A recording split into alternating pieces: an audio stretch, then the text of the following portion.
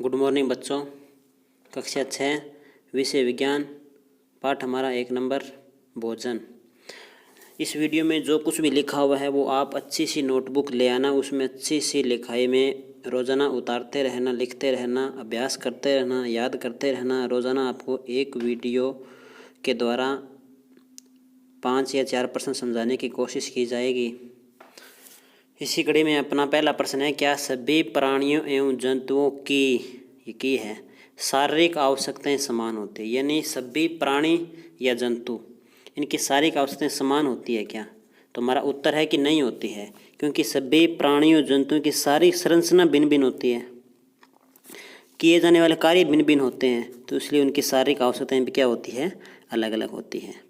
दूसरा प्रश्न है, क्या सभी जंतु एक समान भोजन सामग्री का सेवन करते हैं क्या? नहीं करते हैं। कुछ जंतु तो रोटी, सब्जी, फल, दूध खाते हैं। कुछ जंतु पत्तियां हैं, घास है वो खाते हैं। कुछ जंतु अंडा, मांस, मछली भी खाते हैं।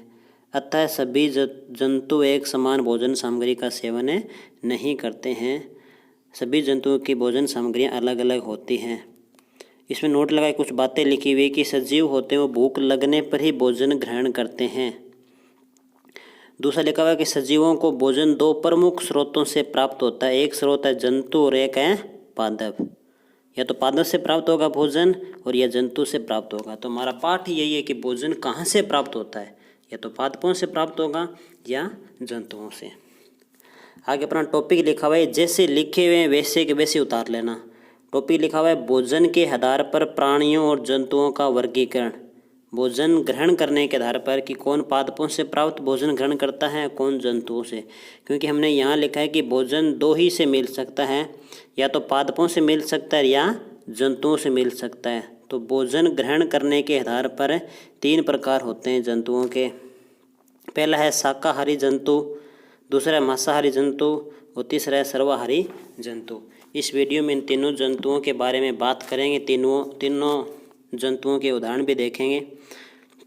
तो सबसे पहले हैं शाकाहारी जंतु। नाम से क्लियर है, जो शाक खाते हैं, यानी जो पौधों से प्राप्त भोजन सामग्री को ही, सिर्फ पौधों से प्राप्त भोजन सामग्री को भोजन के रूप में ग्रहण करते हैं। भैंस है, गाय है, ये सिर्फ पौधों से प्राप्त घास फूस ही खाते हैं, तो ये कहलाते हैं शाकाहारी जंतु।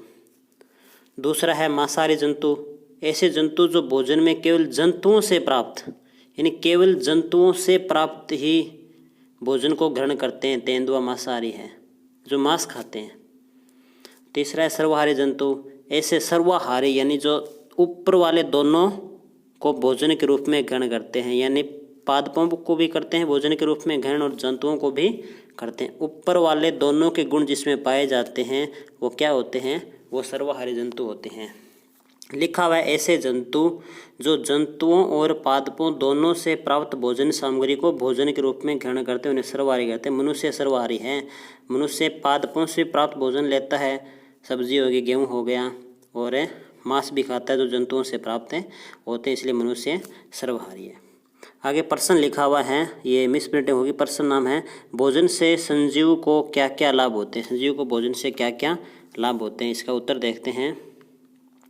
उत्तर लिखा हुआ है कि भोजन से दैनिक शारीरिक कार्यों हेतु शरीर में ऊर्जा की आपूर्ति, यानी हम कोई भी कार्य करते हैं हमको ऊर्जा की आवश्यकता होती है। खेलते हैं, कूदते हैं, ऊर्जा चाहिए। थक जाएंगे तो हमारी ऊर्जा खत्म हो गई तो हम भोजन करेंगे, तुरंत ऊर्जा मिल जाती है। ऊर्जा भोजन से भी मिलती है, दूध से भी मिलती है, वसा से भी मिलती है, यानी घी से, लेकिन किसी से कम मिलती है, किसी से अधिक मिलती है। और गेहूं की, चावल की बात करें तो वो तुरंत ऊर्जा देते हैं, जैसे उनको सेवन करते हैं तुरंत ऊर्जा मिलती है। तो शरीर को ऊर्जा किन से मिलती है? भोजन से मिलती है। और हमारे दैनिक शारीरिक कार्य जो भी होते हैं उन्हें तो शरीर को ऊर्जा की आवश्यकता होती है, और ऊर्जा की आपूर्ति किससे बने रहती है? भोजन से। दूसरा है, शरीर को स्वस्थ बनाए रखता है, कौन? भोजन। तीसरा है, शरीर की वृद्धि और विकास में उपयोगी होता है।